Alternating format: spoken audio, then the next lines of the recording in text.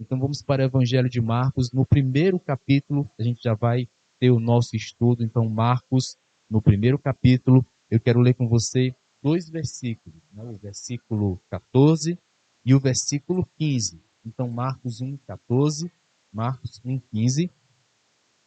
E depois que João foi levado à prisão, Jesus partiu para a Galiléia, pregando a todos as boas novas de Deus.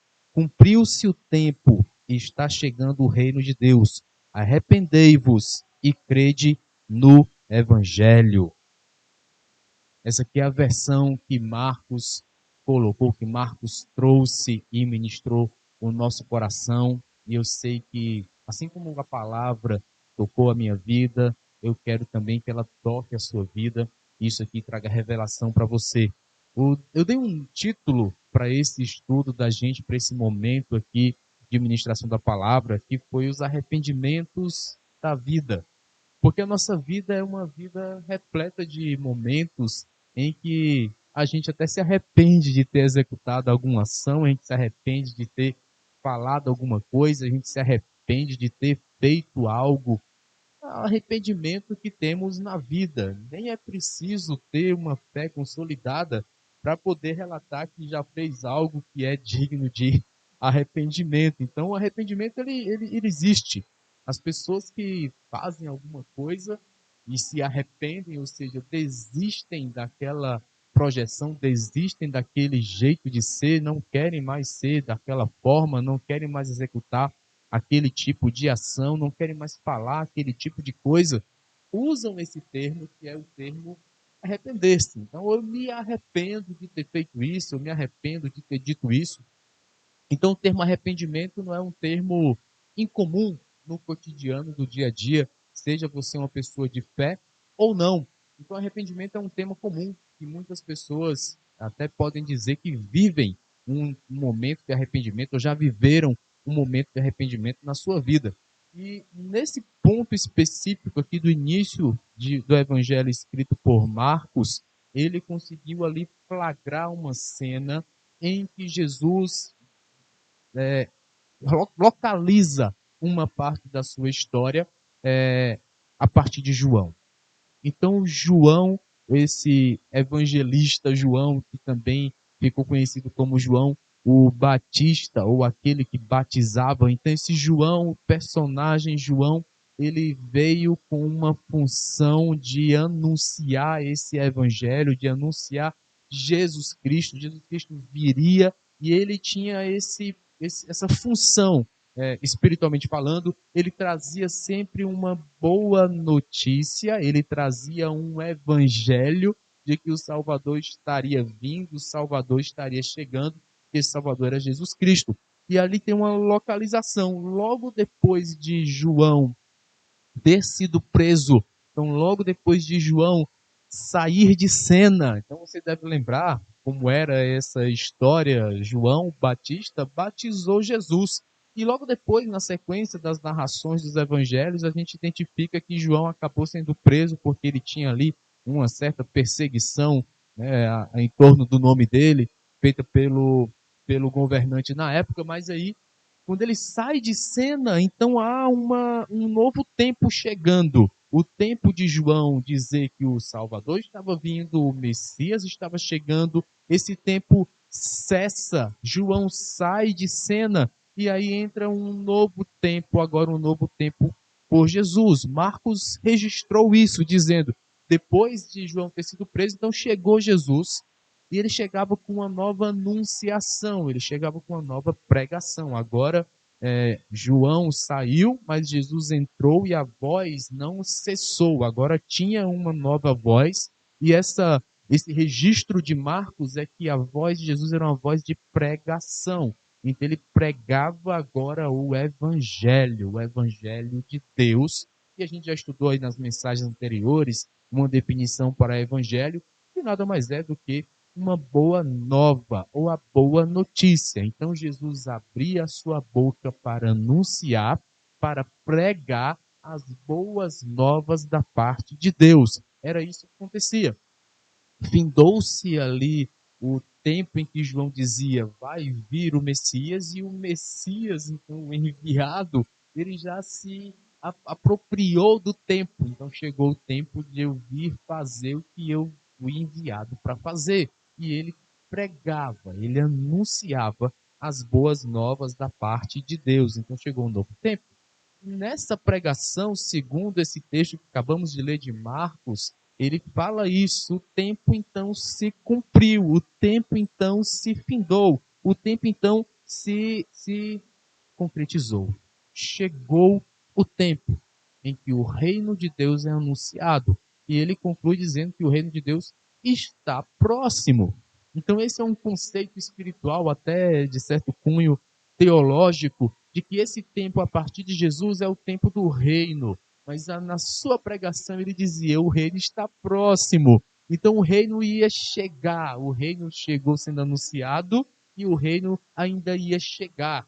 E alguns teólogos costumam fazer uma explanação em cima desses termos para o nosso tempo de hoje. Por exemplo, o tempo de hoje da gente aqui é um tempo em que a gente tem o Evangelho, o reino de Deus, já chegou, mas ainda virá. Né? Já, mas ainda virá. Então nós temos aqui uma participação, né?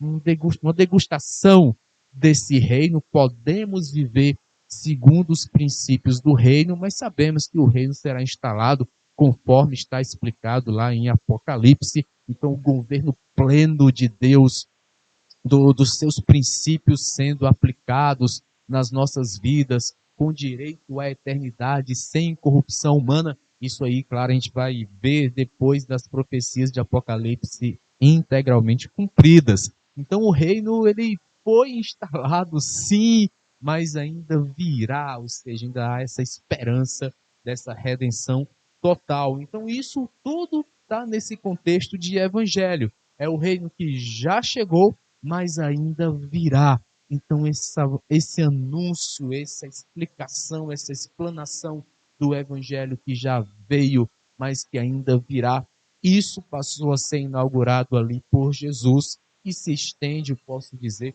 até os dias de hoje. Esse mesmo momento que estamos tendo aqui, eu falando para vocês sobre esse evangelho, é uma continuidade desse anúncio do reino que já veio, mas ainda virá. Então nós já temos direito a experimentar esse reino, porque o Messias já veio, mas ele ainda explica que virá de novo. Na sua segunda vinda se completará, né, se confirmará esse evangelho. Então, na sua segunda vinda teremos direito a esse evangelho mais pleno, onde Deus realmente governará segundo aqueles preceitos que temos ali em Apocalipse.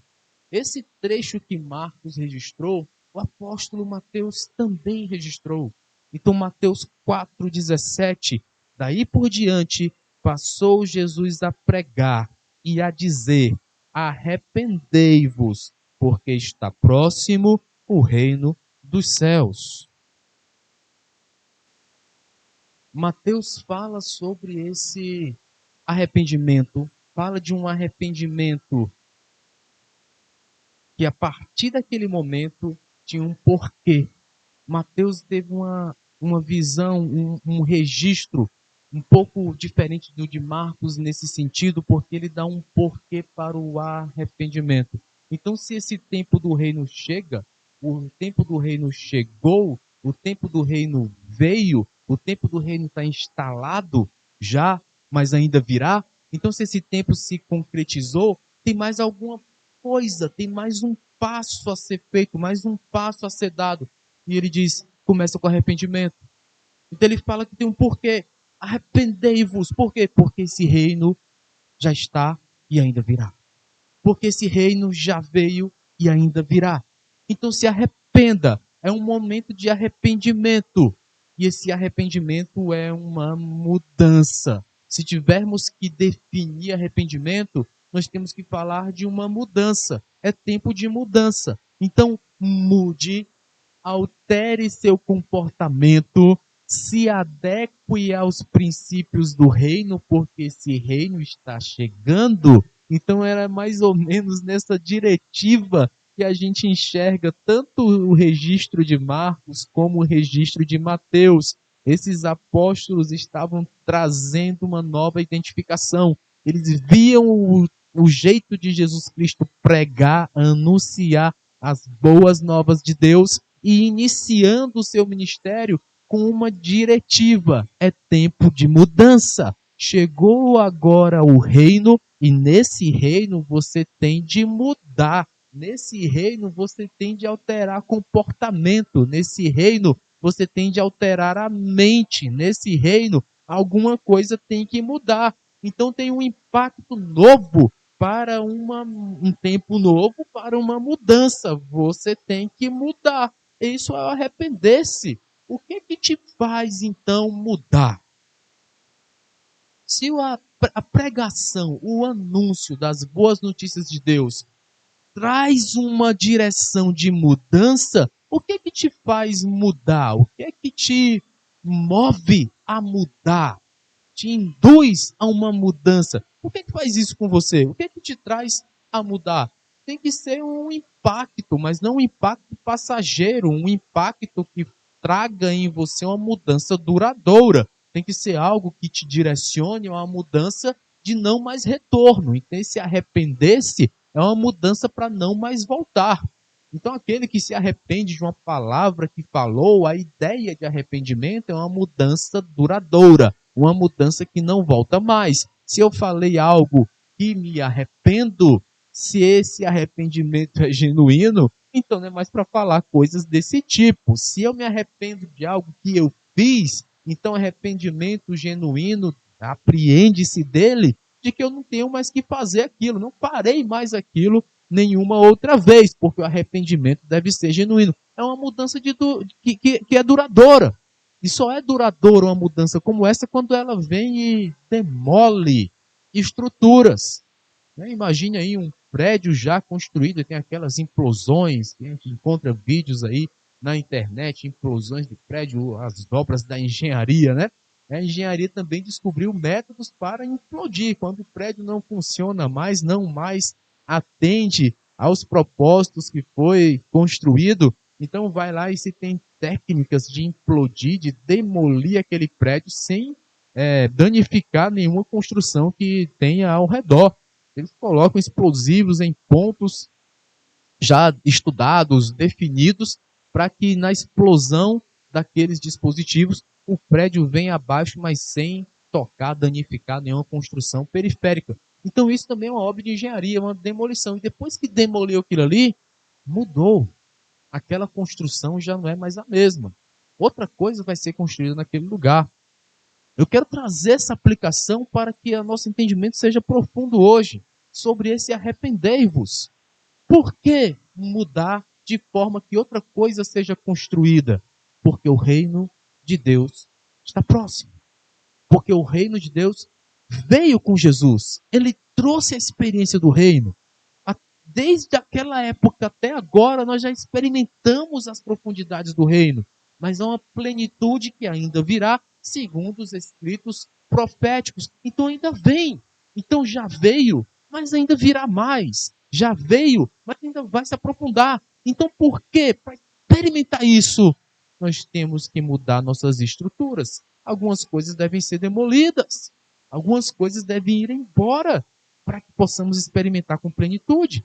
Eu lembro uma palavra dada a um pastor, esse pastor ministrava louvor, e um tempo da sua vida ele começou a ganhar muito peso, e ele já estava ali com a sua saúde, sentindo o drama ali, daquele excesso de peso, e quando ele ia ministrar louvor, ele cantava, e ele usa a respiração para cantar, todo mundo tem que usar a respiração para cantar, todo ser que respira, louve ao Senhor.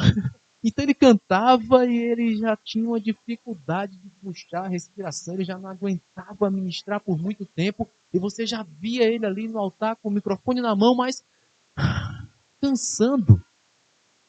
E aí chegou o tempo que a sua filhinha nasceu, e aí ele já se alegrando com aquela filhinha, e aí foram ao médico, e o médico olhou nos olhos dele e ali soltou na vida dele um impacto, dizendo: essa aí é sua filha? E ele alegre, sim, é minha filha. Provavelmente você não vai ver a sua filha crescer. E isso foi um impacto que demoliu ali estruturas internas dele. E ele, que palavra é essa? Eu não quero essa palavra na minha vida. E o médico, mas a forma como você está levando a sua vida vai fazer isso. Você vai morrer cedo.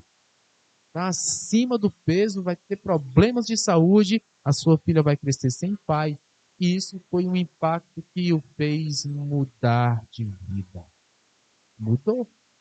Arrependeu-se ali da forma como estava levando a sua alimentação e passou a mudar de vida. Ele passou a perder peso até rapidamente. Todo mundo notava, porque foi rápido. Você perdeu peso? Sim. Eu passei a me cuidar, porque eu quero ver a minha filha crescer. É um impacto, gente. Alguma coisa que tem que te fazer mudar. Então a notícia pode te fazer mudar. Uma notícia como essa é uma ameaça de morte. É uma notícia até ruim, mas teve um efeito bom na vida dele. Jesus trouxe um evangelho. E às vezes a palavra do evangelho é difícil de engolir. Veja a última mensagem da gente no canal. Foi pregado no domingo passado. Tem palavras que são difíceis de engolir, mas nos mudam. Palavras que alteram trajetórias, alteram caminhos de vida. São palavras que nos levam para o reino, porque são palavras que falam do princípio do reino. O que te faz mudar? Jesus trouxe esse impacto. O reino está próximo. Essa notícia é muito forte. Essa notícia é muito boa. Você quer ficar fora do reino? Se não quer, se arrependa, porque o reino já está chegando e só entra no reino quem tem uma vida nova. É uma mudança de vida. Tem que mudar. A vida tem que mudar. Vamos mudar de vida, porque o reino já veio e ainda virá. Ainda tem mais desse reino para vir. Então ele começa afirmando isso e depois ele traça um segundo passo. Se arrependa, mude, porque o reino está próximo. Mas isso não foi um impacto somente na vida de Mateus, somente na vida de Marcos. Pedro também recebeu essa preciosa semente. Nós vemos no discurso de Pedro, lá em Atos, capítulo 3, versículo 9, ele trazendo a primeira pregação do evangelho para aquela região ali, e ele dizia: arrependei-vos e convertei-vos para serem cancelados os vossos pecados. Olha como Pedro trazia o evangelho. Era um momento de uma crença. Marcos disse que todo mundo tinha que crer. Se cumpriu o tempo, o reino está próximo, se arrependa e creia no evangelho. Marcos falou isso. E Pedro disse: esse crer no evangelho vai provocar em você uma mudança a ponto de você se converter. Essa palavra, né, essa diretiva que Pedro usou, converter-se, é mudar de caminho. Então tem que dar um crédito, porque evangelho que se crê é o evangelho a quem se dá confiança, se dá crédito. Então eu dou crédito ao evangelho. Ele começa a ter valor para mim. O evangelho começa a ter peso na minha vida, nas minhas decisões, nas minhas ações, naquilo que eu falo. O evangelho passa a ter peso. Então o clamor de Marcos lá é que se arrependa, creia no evangelho. Era a pregação de Jesus que Marcos registrou. E Pedro disse: isso vai gerar uma conversão. Se arrependa, gera uma conversão quando você recebe essa boa nova e você dá crédito a ela. Aí sim consolida a sua mudança. Então se arrepender é uma mudança e se converter é uma consolidação de mudança, é um próximo avanço. Só é possível se você dá crédito à palavra ministrada, se você dá crédito à boa nova trazida, se você dá crédito ao reino instalado. Instalado, mas ainda virá. Eu tenho que dar crédito a ele. É o reino que merece o meu crédito, é a voz que merece a minha confiança. O evangelho merece confiança, é digno de confiança. O evangelho é digno de confiança. Nessa palavra eu posso confiar, porque essa palavra é autoridade para mim. Quem começou a pregar o evangelho? Jesus. Ele tem essa autoridade? Tem! Ele conhecia o reino e é desse reino que ele falava. Nós temos uma luta de autoridades, porque há muitas vozes. Muitas vozes. Tem muitas vozes espalhadas. Tem agora essa voz que você está ouvindo aí no nosso canal, essa ministração. Mas do lado aí do canal tem vários outros vídeos que já são apresentados, outras vozes. Não temos controle sobre que vídeos são apresentados aí na barra lateral. Deve ter vídeo de tudo que é jeito. O algoritmo aí do YouTube vai trazendo os vídeos de acordo com as suas últimas visitas. Eu não sei o que você visitou aí nesse seu YouTube, né? Não sei o que você visitou, mas aí na sua lateral ele vai mostrando de acordo com os seus gostos, as suas últimas visitas. Então, se tem um vídeo estranho aí, não sei. Você visitou algum dia e ele aparece aí ofertado para você. Queira eu. Queria muito que... O meu desejo é que tenha aí na sua barra lateral só vídeos bons, de boas vozes. Sabe-se lá o que aparece aí. Mas isso é a definição das nossas escolhas. Se aparecer algum vídeo ruim, se arrependa. Não queira mais vê-lo. Não queira mais colocar seus olhos nesse tipo de vídeo. Se arrependa. Dê crédito à palavra. Não dê crédito mais a esse tipo de voz. É crédito. É o crer no Evangelho. É dar crédito a ele.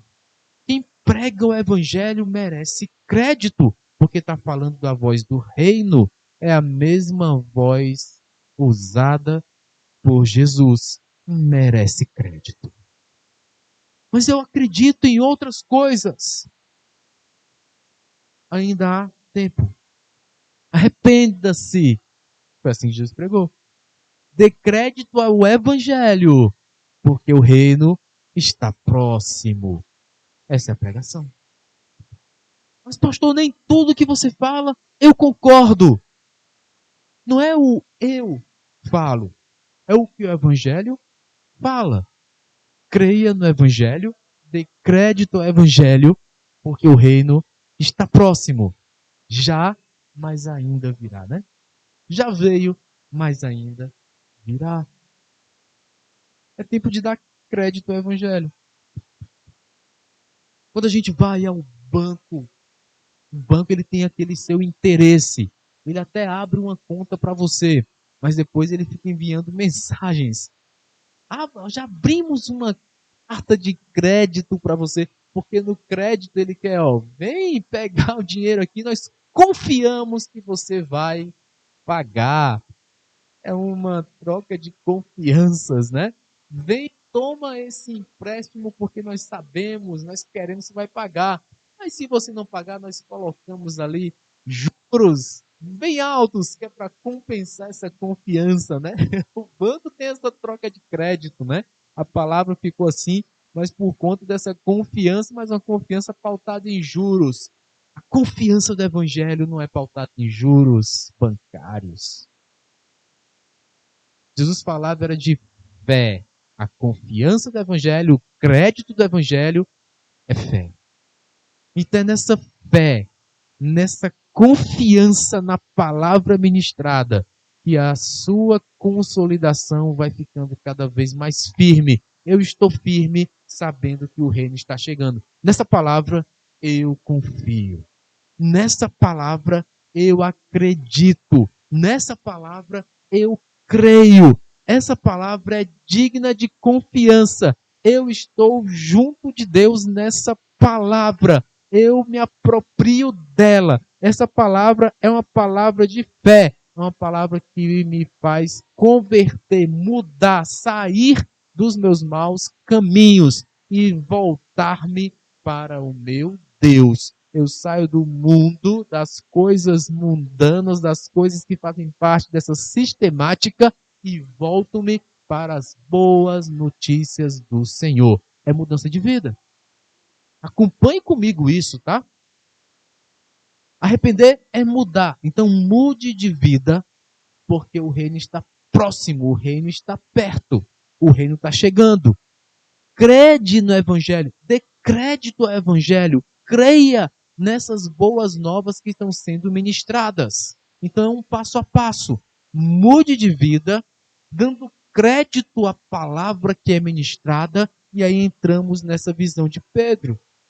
Converta-se para serem cancelados os vossos pecados.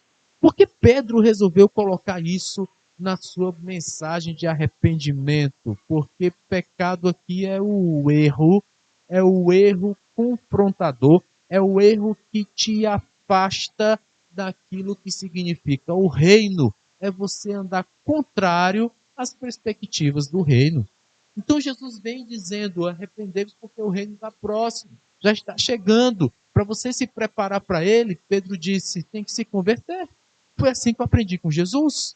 Tem que crer nessas boas palavras que chegaram e viver segundo elas. Caminhar agora segundo essas palavras do Evangelho. Eu tenho que viver como essas palavras são pregadas. O meu dia a dia agora é de acordo com esse Evangelho. E assim todos os meus erros são cancelados. Essa é a essência de qualquer arrependido. Porque imagine, a gente começou fazendo aqui um cenário onde uma pessoa que falou alguma bobagem e se arrependeu, pode perguntar como ela gostaria muito que aquela bobagem que ela falou fosse cancelada. Esses pedidos são tão comuns hoje no nosso dia a dia que, por exemplo, um dos servidores de e-mail mais famosos do mundo, ele teve que implementar uma nova função. Porque as pessoas às vezes mandavam e-mails errados e se arrependiam. Mas o e-mail já foi mandado, parecia a flecha já lançada, ou parecia a palavra emitida. Não tinha mais volta. Pois os caras foram lá com obra de engenharia, de comunicação, de informática, foram atrás e implementaram essa função. Agora você pode mandar o e-mail e ele fica contando lá. Você quer cancelar? Tem certeza que você mandou? Se quiser cancelar é agora, para você ter ainda uma última chance de cancelar o envio do e-mail. Que situação, né? Mas o arrependido que ele mais quer é isso. Tem aquele jargão, né? Aquele adágio. Coisas que não voltam atrás. A flecha lançada, e é bíblico, né? E a palavra emitida não voltam atrás. E os caras tentaram fazer isso com o e-mail, para ver se volta atrás, para ver se é cancelado. E aqui nós temos essa oportunidade sendo apresentada com o reino de Deus. Se arrepende, mude. Tenha a atitude de mudança. Porque às vezes você vive conforme um sistema contrário às boas novas de Deus, às boas notícias de Deus. Mas que boas notícias de Deus é essa? Você sabe. Você sabe. Tem coisas que não se parecem com Deus. Tem atitude sua que não se parece com Deus. Tem palavra sua que não se parece com coisa de reino de Deus. É isso que você tem que mudar. Então mude crendo que essas palavras de Deus são verdadeiras, que essas boas novas de Deus são reais. Você já se prepara para mudar, já muda, crendo nelas. Essa mudança já vai caracterizar você uma rota diferente. É a conversão. É assim que a gente aprende na autoescola. Faça conversão à direita. Mudou a direção, mudou o caminho, meu filho, mudou de vida. Então já se converteu para que sejam cancelados todos os seus erros. Que você se arrependeu. Você não mudou de vida? Eu me arrependi de ter feito aquilo. Aí Pedro disse, no reino é possível cancelar aquilo. E não tem mais efeito. Então olha só o que Pedro está trazendo para a gente, que entendimento. É possível eliminar erros. É possível apagar os erros da nossa vida. É por isso que são os arrependimentos da vida. Tem gente que tem uma vida cheia de arrependimentos. Daria o que para cancelar esses arrependimentos? Daria o que para eliminar esses arrependimentos? Quanto vale jogar fora e não ter mais valia esses arrependimentos, né? O que você faria? Pedro dá um diagnóstico, é possível. Porque tem um sistema que a Bíblia traz um entendimento, traz uma explicação para esse sistema que nos traz, que nos carrega, que nos impulsiona a errar. Nos impulsiona a ser contrários às boas novas de Deus, ao reino de Deus. Vejamos isso. Está em Efésios capítulo 2, um exemplo disso, que eu trouxe para o nosso estudo. Efésios 2:1. Ele vos deu vida, estando vós mortos nos vossos delitos e pecados, nos quais andastes outrora, segundo o curso deste mundo, segundo o príncipe da potestade do ar, do espírito que agora atua nos filhos da desobediência. O que essa palavra aqui, escrita pelo apóstolo Paulo, o que essa palavra traz de complementação ao que Pedro ensinou?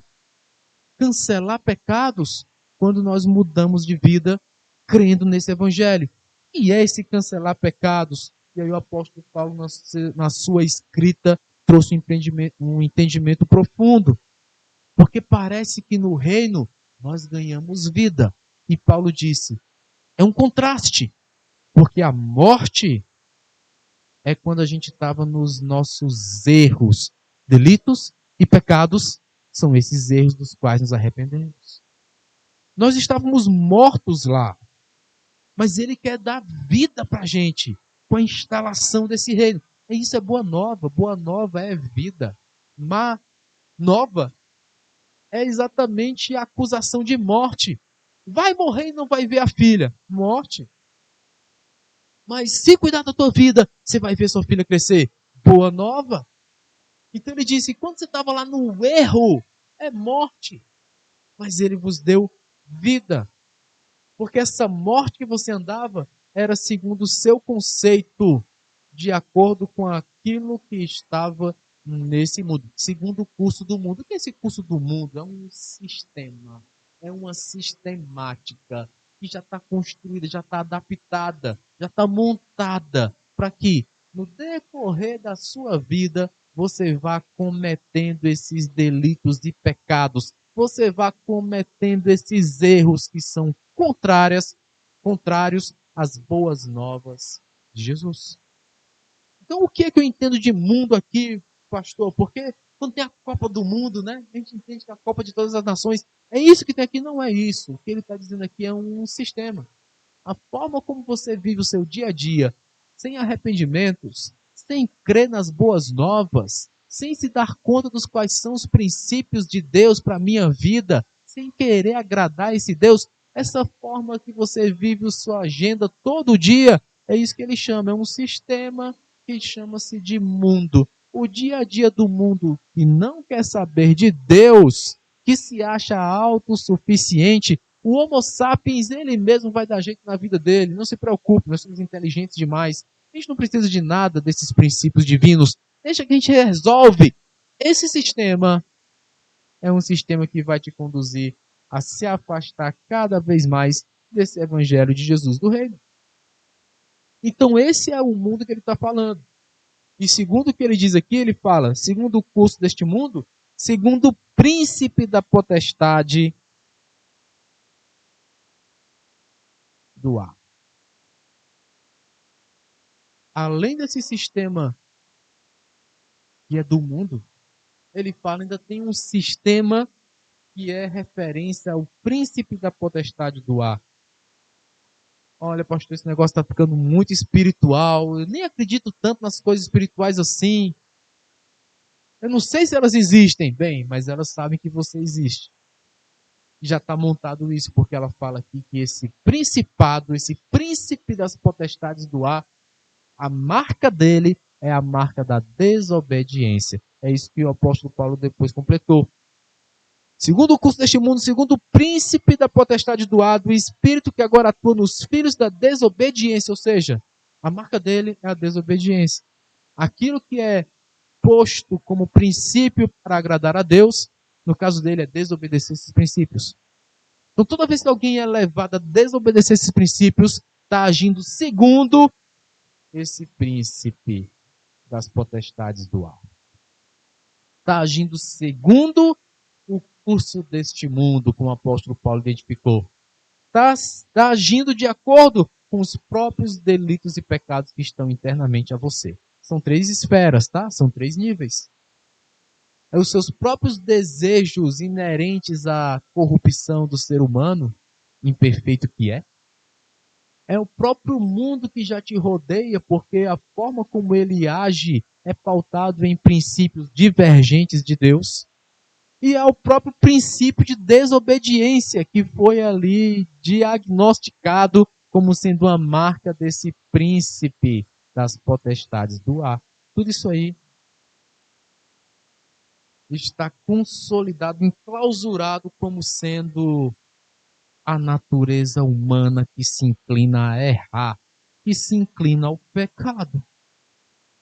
Qual era a essência então da pregação de Jesus? Era pregar esse evangelho, trazer essa palavra, essa boa nova que ia contra, que vai contra e que virá contra essa natureza humana inclinada ao pecado, inclinada ao erro. Toda vez que a gente lê o Evangelho, toda vez que o Evangelho é pregado, toda vez que o Evangelho vem na minha vida, vem com esse efeito de ir contra a minha natureza humana inclinada a errar. Se na nossa vida nós temos uma coleção de arrependimentos, coisas que nós não gostamos de lembrar, nem gosto de lembrar daquilo que eu fiz. Isso é um arrependimento que eu carrego para a minha vida. Tem gente que usa essas expressões. Então, se existem essas coisas, certamente elas têm raiz nessa nossa natureza corrupta, natureza humana de errar. O que é esse errar? É porque você sabe que há um alvo, você sabe que tem uma coisa que deveria ser certa, você tem coisa que você considera, isso aqui é certo. E quando o certo não é feito, então alguma coisa errada aconteceu. Então você sabe, dentro de você tem esse parâmetro, você sabe que é errado, você sabe o que é certo, sabe o que é errado. E aquilo das quais você se arrepende é porque você reconhece, foi errado. Daquele tempo em diante, Jesus veio, é hora de mudança. Então, desde aquela época até hoje está vigorando isso. Essa palavra que eu estou te falando, que eu estou te enviando é: mude, mude de direção, se converta, mude sua vida, dê crédito às palavras de Jesus, às boas novas de Jesus, para que os seus erros sejam cancelados. E aí você possa dizer: uau, aqueles erros foram cancelados. Não preciso mais me preocupar com eles? Não. E aí eu complemento com essa palavra de Jesus. Porque é o reino de Deus. No reino de Deus, esses erros não importam. Para aqueles que se arrependem, para aqueles que dão crédito à palavra do Evangelho, dão crédito ao reino de Deus. Hoje essa palavra aqui é uma palavra de reino, para que a gente se alimente dela e passemos a olhar para dentro de nós e vasculhar onde está o arrependimento da minha vida. Eu tenho que me arrepender. Eu tenho que mudar. Tem coisas nessa palavra que eu nem considero autoridade, eu tenho que considerar. Essa palavra aqui é a palavra do reino. E esse reino que está vindo, já veio, mas virá. Esse reino, eu tenho que fazer parte dele. E nesse reino, os erros do passado foram cancelados. Então se arrependa. É um tempo da gente olhar para dentro de nós e buscarmos. Eu tenho que me arrepender. Me arrependo para não errar mais. Me arrependo para viver segundo esse reino. E esse reino são as boas novas de Jesus, às quais eu dou crédito. E é por isso que a minha vida mudou de direção. É uma vida convertida. É tempo de análise. É tempo de avaliar. A minha vida é uma vida convertida que mudou de direção, ou ainda faço as mesmas coisas segundo as coisas do mundo, segundo princípios de desobediência do príncipe das potestades do ar, então está nas suas ações, está naquilo que você fala, está naquilo que você faz. É uma análise. Hoje eu me avalio, você se avalia, e nessa avaliação que nós fazemos diante de Deus, nós vamos nos arrepender. Mudar de vida, mudar de direção, porque senão não vamos ser achados convertidos. Se as nossas atitudes, se as nossas palavras não forem de mudança, nós ainda estivermos mais perto dos conceitos de desobediência do que das boas novas de Deus, não seremos achados convertidos. E aí o clamor de Jesus é direto para nós. Se arrependa, porque está perto o reino de Deus. Já veio, mas ainda virá. Amém e amém. Quero orar.